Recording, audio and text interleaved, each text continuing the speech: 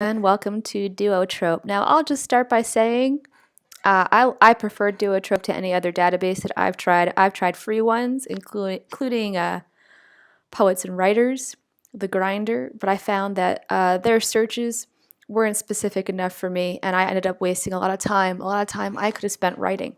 So, here is your dashboard, what it looks like when you first log in. And it just gives you a bunch of junk. But what we really want to do, I'm going to start off doing a search. Now you have a lot of different options under search. You can search for publishers, search for agents, which I'm not going to cover, but I've heard good things about. You can find publishers by their name in alphabetical order. Index the listings. You can even list by category. We're just going to do a search for a publisher, and I've already opened a tab for that. So a search will take you to a really cool page. You can search for fiction, poetry, nonfiction, even visual art. And that is actually a really good search too. We're not going to cover it, but it's fun to play around with. And I've gotten some really good publishers for my art as well using Duotrope. This is your basic search form. And we're going to select fantasy for the genre. Length, we're going to do short story, and we'll do 2,000 words. Those are really the main search fields you're going to use. Genre, you don't even have to use genre if you don't want to. But length is really great if you have a specific piece in mind, you're looking for a home for it. And number of words. The other place I really like, which we'll mess with in the next video, is the levels of payment. Any includes free markets, token, those are markets that pay a little bit. Semi-pro, they pay pretty well, and then pro pays the best. So you want to get into those eventually. But right now we're going to keep it open on any. You have a lot of different options you can play with, but those are really the basic main ones. The other options that are really good to use, accept reprints. That means if you've already had a piece published, they'll accept it for publication again if enough time has gone by, usually about a year. Simultaneous, that means you can submit to more than one market at a time. Accept multiples means that the publisher will accept more than one piece at a time. Okay, those are the main fields. It's also really nice to mess with these, and we'll do that in a minute. But right now, let's just do a basic search without messing with it too much. All right, so we have 120 searches that popped up just from doing that little bit. Now, these are just in alphabetical order. They're not in order of anything in particular, just their names. You can see the genre listed under here. F is for fantasy, S science fiction, G is for general. Length, you can see it under here. Flash, short story. Payment, T is for token, S is semi-pro, N is non-paying, P is professional. And then over here on media, electronic or print. So that's nice to know. But this doesn't give it, it's a lot. There's 120 is quite a lot. And so we can dial this down. You don't want to press the back button because that will wipe your search form. You want to go back to show the search form right here, this button. And we're going to dial it down. We're going to say minimum payment. We want at least token. And then we're going to play with the sorting. Instead of sorting by title, we can sort by how much they're going to pay you. Then we can sort by their average response time. That's how much time they take to get back to you. So low to high, that means they get back to you faster rather than sooner. Acceptance ratio and submissions reported. That's how many people submit to that market. And I usually like going acceptance ratio. You can also play with the search level. Let's see if we'll need to do that or not. Let's find out. All right, now that dialed it down to 47 because if they don't know their acceptance rate, they'll pull it out of your search results. That's still a lot, 47, so let's dial that down a little bit. And this is how you might search when you're looking for a place for your home. Let's bump that up to semi-pro and see what happens. And let's see if they'll just simultaneous submissions because you want to submit to more than one market at a time. There we go. Then we have 7 publishers. Now the ones on top, those are more likely to accept you.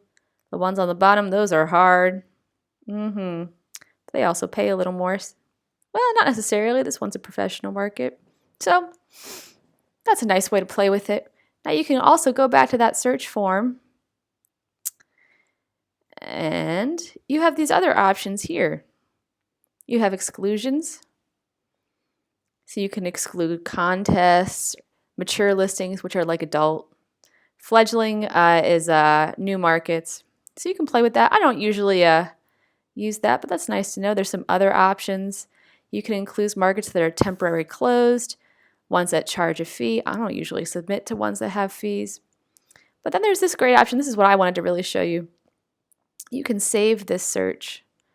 So you can load a save search, or you can just check this box to save the search. Give it a title, test search. And then once you hit search, it's going to save that for you. So if you ever wanted to load it, you can go back to our search form, save search, and then you can load it. So where's our test search? Well, I guess it's not showing it because we're on it, but if you were on a blank form, it would show it up here. So that's pretty cool. We can try it for poetry too. So it's pretty much the same. Poetry, you could say what kind of poem you're doing, but you don't have to.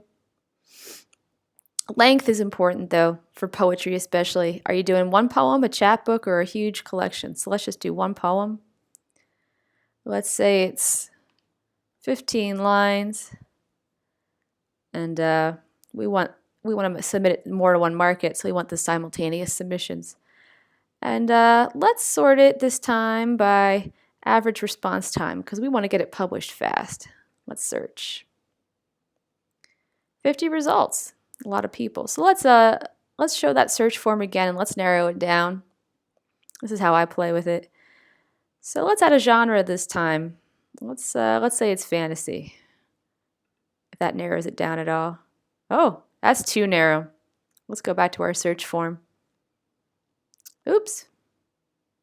Okay. Let's go back to any genre.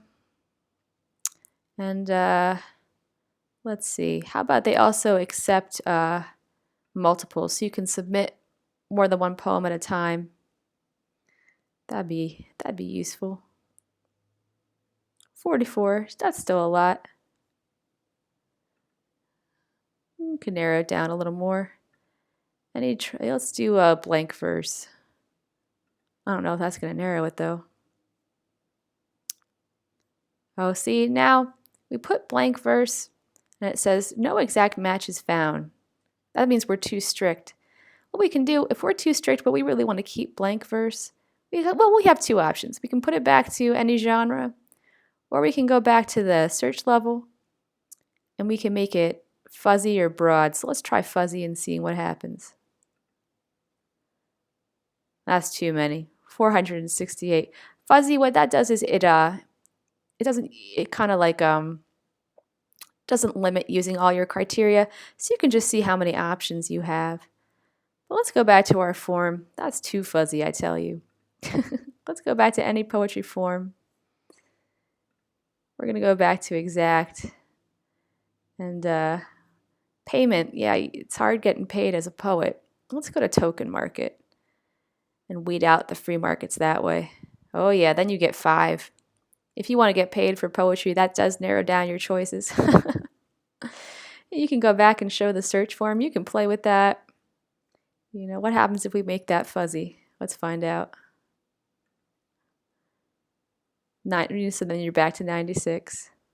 And most of these they're mostly paying. So that's one way to do a search. I'm going to go back to the search form. And in the next video, I'm going to talk about these different markets and kind of how you can build a strategy around the different markets that are out there. Thanks so much for watching.